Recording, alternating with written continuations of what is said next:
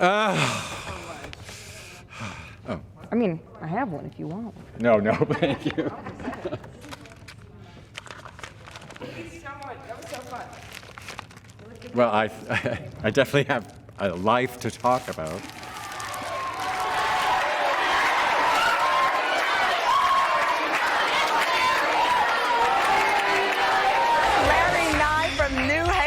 Connecticut. He's got a little, I'm at the club, then he's got a little, I'm at the wedding, then he's got a little, I'm at the baby shower. I love that. I have always been a teacher. I teach a variety of classes from directing, dramaturgy, acting, children's theater, and dance, and I direct and choreograph the musicals here. And I also direct and choreograph at Stage Door Manor for the past 28 seasons. So instead of trying to just be an actor or director performer, I decided to work in the education. And I started choreographing for schools, and then I started teaching in schools. I push people rather hard.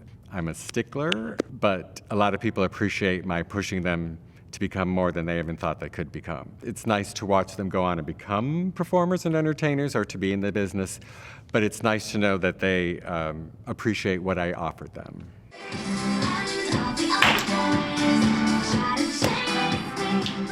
When I was 5 years old, I went and saw my sister's dance recital, and one boy came on stage, and the whole audience went crazy from this one little boy on stage, and I was jealous and said, I can do that. So I tried out for the musical Once Upon a Mattress, got a decent lead, and then a week before the show opens, I had an emergency appendectomy, and my appendix burst. I'm in the hospital, I'm like, I gotta go, doc, I gotta go. There's a show, you don't understand. But I found out that I had a passion for theater that was driving me, that I didn't even understand at the time. I have a creative mind. For the most part, I'm not a baker, I'm not a painter, I'm just a dabbler. I've been fortunate to do like the Macy's Thanksgiving Day Parade, so I did that for 4 years. And the last year I did, I took a student here as my assistant. So I gave an opportunity for a student here to be assistant on the Macy's Day Parade and provide them with an opportunity that no other professor on campus could provide for them. So it's a great opportunity for me to take the students from here and provide them with a larger opportunity from my experiences from working in the professional world so that they know that there is a world out there for them as well. Because I want them to have 60 years of theatrical experience as well as I did. But no, you have to work with it and you find the best in them and make them better. So Stage Door Manor is a summer performing arts camp. It's the #1 theater camp in the world.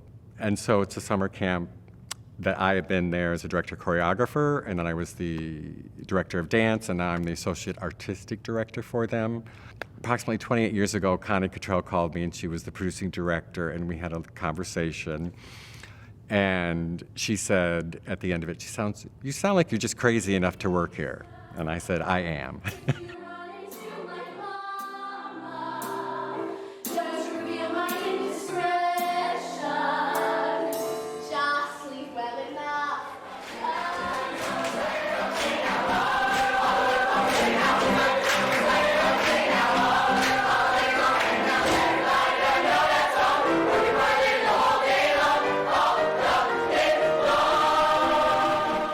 I was just talking to my students in directing class. You have a passion for something at a very young age, and you're with a bunch of people who don't have a passion for anything. And then you turn this passion into studies or a career. You have to kind of train people along the way, especially your parents, to say, like, there are opportunities, there are careers. Please stay with me, please hold on. But then when I did High School Musical, the world premiere with Disney and MTI and Stage Door Manor, it kind of brought all of my gifts together with sports and the love of theater and pom-poms and cheerleaders and everything. So I just say to people, you never know what you're doing now and where it's going to lead, or what your children are doing now and what you see in them and what they could end up doing. I just am thankful for what my past had and what my present is. I kind of had goals for Broadway, but my goals at this time are pretty content. I don't really need to add to my resume.